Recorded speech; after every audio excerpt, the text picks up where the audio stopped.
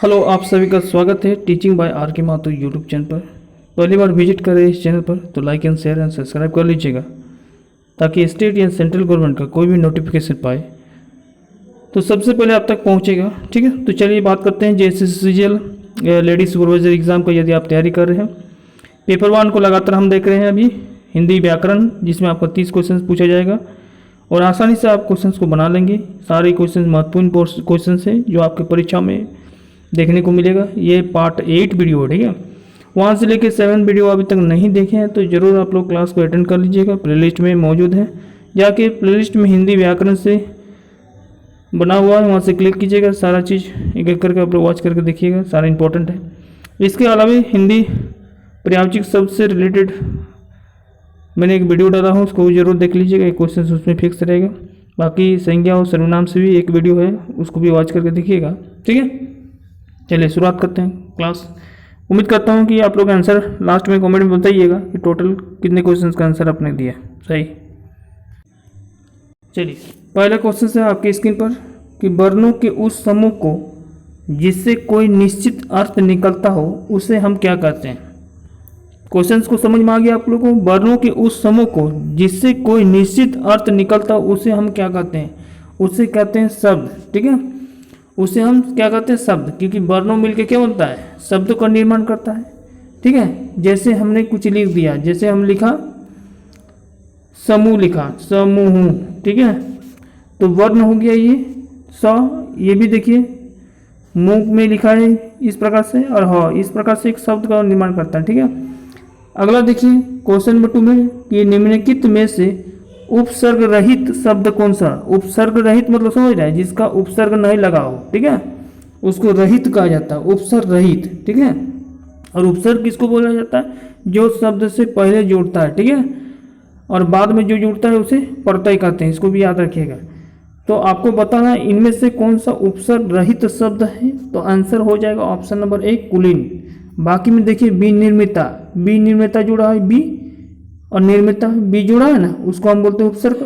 सु भी जुड़ा हुआ है दर्शन में, निर्बल भी जुड़ा हुआ है, लेकिन कुलीन में क्या है, किसी प्रकार से उपसर्ग जुड़ा नहीं है, इसलिए ऑप्शन नंबर ए यहाँ पर करेक्ट होगा। अगला क्वेश्चन है क्वेश्चन नंबर 3 में कौन सा शब्द पुल्लिंग है आपको बताना है, ठीक है।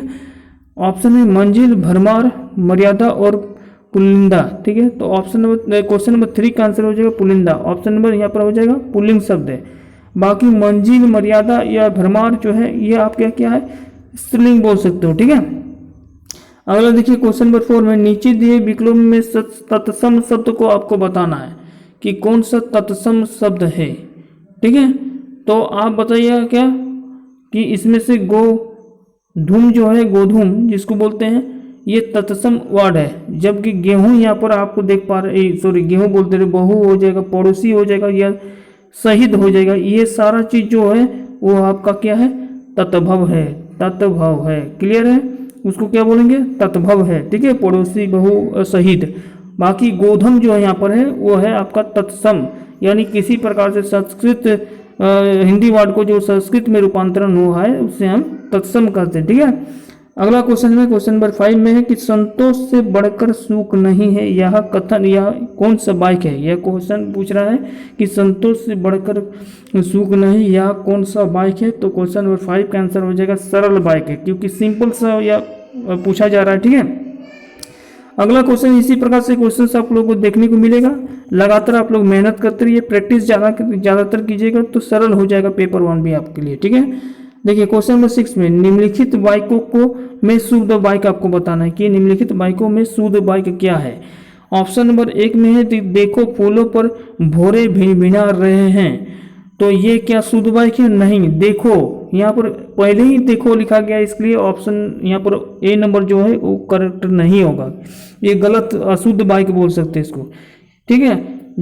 ऑप्शन नंबर बी में देखिए यहाँ पर क्या लिखा है कि देखो फूले पर भौरे गुजर रही है, बिल्कुल देखो भी लिख सकता है, लेकिन यहाँ पर भौरे जो होते हैं, भौरे देखिए फूल में छोटा छोटा मक्खी टाइप पे बैठता है ना, और उसको गुजरने लगता है, भिनभिनाता नहीं, वो गुंजरता है, गुंजार होता है, ठीक है। ऑप्शन नंबर यहाँ पर भी सही है। फिर भी देख लीजिए आगे में हो सकता है एक से ज़्यादा विकल्प भी हो सकता है ऑप्शन में, ठीक है, लेकिन यहाँ पर ऑप्शन है ये नहीं है, इसलिए आंसर इसको हटा दीजिएगा, ऑप्शन नंबर बी करेक्ट मारिएगा, ठीक है। चलिए अगला देखिए, समास शब्द का अर्थ क्या है। समास शब्द जो होता है आप लोग पढ़े होंगे हिंदी व्याकरण में। समास शब्द को अर्थ होता है संक्षेप। ऑप्शन नंबर ए यहाँ पर करेक्ट हो जाएगा। ठीक है, क्लियर है। अब यहाँ पर क्वेश्चन नंबर 8 में पूछ रहा है कि निम्न में से कौन सा सक्रमक क्रिया है। हमने पिछले क्लास में ही वीडियो 8-7 में आप जरूर देखिए, उसमें बात की थी सक्रमक और अक्रमक के बारे में। ठीक है, तो लास्ट में वीडियो का अंत में, ठीक है, देख लीजिएगा वीडियो 7 में। ठीक है, सक्रमक क्रिया इनमें पूछ रहा है कि कौन सा है। देखिए सक्रमक क्या होगा, कभी वो दौड़ेगा नहीं। ठीक है, क्रिया जो करेगा, मुस्कुराहट हो रहा है यहाँ पर, कोई क्रिया कर रहा है नहीं कर रहा है। ठीक है, रूठना ये भी नहीं होगा। तो ऑप्शन नंबर यहाँ पर क्या हो रहा है, पीना। ठीक है, पानी पी रहा है, इसका मतलब आप कार्य कर रहे हैं। ठीक है, ऑप्शन नंबर यहाँ पर क्या हो जाएगा, डी। देखिए क्वेश्चन नंबर 9 में हर्ष जो होता है उसका विलोम शब्द पूछ रहा है। ठीक है, हर्ष का क्या होगा, हर्ष का हो जाएगा ऑप्शन नंबर बिहास। ठीक है, निहास नहीं बोलना, बिहास हो जाएगा ऑप्शन नंबर। हर्ष का क्या हो जाएगा और विलोम बिहास हो जाएगा ऑप्शन नंबर बी। देखिए क्वेश्चन नंबर 10 में पूछ रहा है कि मृगेंद्र का पर्यायवाचक शब्द क्या है। पर्यायवाचक शब्द से रिलेटेड आप लोग जरूर देख लीजिएगा, प्लेलिस्ट में मौजूद होगा एक वीडियो। ठीक है, उससे एक क्वेश्चन आ जाएगा एग्जाम में। मृगेंद्र का पर्यायवाचक शब्द आपसे पूछा जा रहा है, तो आंसर हो जाएगा केसरी। इसको हम केसरी भी बोल सकते हैं। ठीक है, तुरंग जो होता है वो घोड़ा का होता है। ठीक है, क्वेश्चन नंबर 11 में है कि सब्ज बाग दिखाना मुहावरा का अर्थ क्या होता है। सब्ज बाग दिखाना का मुहावरा का अर्थ होता है प्रोलभन। ऑप्शन नंबर सी, प्रोलभन करना। ठीक है, देखिए अगला क्वेश्चन क्या है, क्वेश्चन नंबर 12 में कि निम्नलिखित में से कौन सा शब्द शुद्ध है। अभी आपको बताना है कि कौन सा शब्द जो होगा शुद्ध होगा 12 नंबर वाला में। ठीक है, और लास्ट में जरूर बताइए कि कितने क्वेश्चंस का आपने सही आंसर दिया 30 में से। ठीक है, ताकि हमें भी पता चले कि आपने सीरियस कितनी एग्जाम को सीरियस में तैयारी करें। ठीक है, तो देखिए क्वेश्चन नंबर 12 में क्या है, शुद्ध आपको बताना है कि शब्द को। देखिए अधिशासी, अधिशासी क्या इस प्रकार से लिखा जाता है, बिल्कुल लिखा जाता है। अभिशासी नहीं लिखा जाता है, 100 लिखा जाता है, लेकिन यहाँ पर तालिबों से लिखा है, इसको हटा दीजिएगा। ऑप्शन नंबर ए यहाँ पर करेक्ट होगा। क्लियर है। तो क्वेश्चन नंबर 13 में शुद्ध वाक्य का चयन करना है। गुरु आ रहा है, क्या यह लग रहा है आपको सही है। गुरु आ रहा है मतलब आपसे बड़े हैं। ठीक है, आपके गुणवान किए हैं, आपके जो शिक्षा की दीक्षा दी है वो गुरु आ रहे हैं। तो आ रहे हैं ना, आ रहे हैं, आ रहा है कमी नहीं होगा, आ रहे हैं होगा। गुरुजी आ रहे हैं, यहाँ पर बोल रहा है गुरुजी आ रहे हैं, गुरु आ रहे हैं, गुरुजी आ रहे हैं। देखिए यहाँ पर अलग अलग वाक्यों का निर्माण ये मतलब बोला जा रहा है। गुरु आ रहे हैं, गुरु आ रहे हैं, गुरुजी आ रहे हैं, गुरुजी आ रहे हैं। यहाँ पर और स्टैंडर्ड लग रहा है आपको, गुरुजी आ रहे हैं। ठीक है, तो आंसर हो जाएगा ऑप्शन नंबर सी, यहाँ पर करेक्ट हो जाना चाहिए। ठीक है, चलिए अगला देखिए क्वेश्चन नंबर 14 में कि जिस स्त्री का पति जीवक है, जीवक, उसे हम उपयुक्त शब्द में से क्या बोलते हैं। जीवक मतलब होता है जीवन यापन जो कर रहे हैं। ठीक है, ठीक है, तो इसको बोलते हैं साधवा। ऑप्शन नंबर बी यहाँ पर होगा। ठीक है, अगला देखिए क्वेश्चन नंबर 15 में कि शांत रस का स्थायी भाव क्या होगा, तो इसका करेक्ट आंसर हो जाएगा निवेद। ठीक है, और चलिए अगला 16 नंबर, क्वेश्चन नंबर 16 में देखिए क्वेश्चन का आ रहा है कि उच्चारण स्थान की दृष्टि से कवर्ग के सभी वर्ण क्या कहलाते हैं। उच्चारण स्थान की दृष्टि से कवर्ग के सभी वर्ण क्या कहलाते हैं। क्या उसे तालव्य कहते हैं, क्या उसे कंठ कहते हैं, क्या उसे मूर्धन्य कहते हैं, या दंत कहते हैं। तो इसका आंसर क्या हो जाएगा, ऑप्शन नंबर बी हो जाएगा। कवर्ग जो होता है वो कंठ से हो जाता है, जैसे कवर्ग। ठीक है, कवर्ग में होता है ना, कंठ से जो बोला जाता है वो सब वर्ड आता है इसमें। ठीक है, अब देखिए इसमें 70 में कह रहा है कि निम्न में बताएं कि किस शब्द में द्वित्व व्यंजक है। द्वित्व व्यंजक कौन सा है 17 में। क्लियर है, तो दिल्ली शब्द में ल जो है वर्ण वो 2 बार आया है, इसलिए दिल्ली शब्द में द्वित्व व्यंजक है। द्वित्व मतलब 2 बार जो आएगा। ठीक है, तो लो यहाँ पर आया, आधा लो आया, एक और लो आया है, तो आंसर हो जाएगा ऑप्शन नंबर बी। ठीक है, अगला क्वेश्चन नंबर 18 में कि हिंदी भाषा का जन्म हुआ है, क्या लैंगिक संस्कृति से हुआ है, या पाली प्रकृति से हुआ है, या मागधी अभ्रस्त हुआ है, या वैदिक संस्कृति से हुआ है। तो हिंदी भाषा का जन्म हुआ है, आपसे सवाल पूछा जा रहा है। तो हिंदी भाषा का जन्म हुआ था पाली प्राकृतिक भाषा से हुआ है। क्या हुआ है? पाली प्राकृतिक भाषा से हुआ है, ठीक है। और हिंदी हमारा राष्ट्रीय भाषा भी है, ठीक है। याद रखिएगा, हिंदी भाषा का जन्म एक दीर्घ पारंपरिक यानी पाली प्राकृतिक भाषा से माना गया है, इसको याद रखिएगा, ठीक है। आगे देखिए, क्वेश्चन नंबर 19 में पूछ रहा है कि पिता ने समझाया कि सदा सत्य बोलना चाहिए। यह बाइक जो है उदाहरण है, यह बाइक का एक उदाहरण है। क्वेश्चन नंबर फिर से रिपीट कर रहे हैं 19 का, कि पिता ने समझाया कि सदा सत्य बोलना चाहिए, यह बाइक का उदाहरण है। ऑप्शन नंबर ए सरल बाइक, ऑप्शन नंबर बी इच्छा बाइक, ऑप्शन नंबर सी मिश्र बाइक का, और ऑप्शन नंबर डी आज्ञावाचक बाइक का, ठीक है। किसने समझाया? फादर ने समझाया है, ठीक है, अपने बेटे को समझाया है कि सदा सत्य बोलना चाहिए, ठीक है। यह सभी बाल बच्चे को समझता है। तो ये जो है आपको साधारण भाषा से तो यहाँ से नहीं लग रहा है, ये आपको मिश्रित लग रहा है ज़्यादातर, क्योंकि वो समझाया है किसको, ठीक है।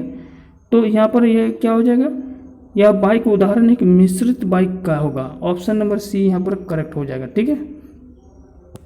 अगला देखिए, क्वेश्चन नंबर 20 में कि भूखे को अन्न दो और प्यासे को जल, बाइक किस कारक का है? आपको कारक भी बताना है, ठीक है। क्या क्वेश्चन पूछ रहा है कि भूखे को अन्न दो और प्यासे को जल, बाइक किस कारक का है, ठीक है। तो आप बोलिएगा ये संप्रदक कारक है, ठीक है। अपर्दन मतलब होता है अलग करना, यहाँ पर अलग नहीं हो रहा है, संबंध भी नहीं हो रहा है एक दूसरे से, ठीक है। अधिकरण भी का के लिए नहीं हो रहा, संप्रदन हो रहा है यहाँ पर, ठीक है।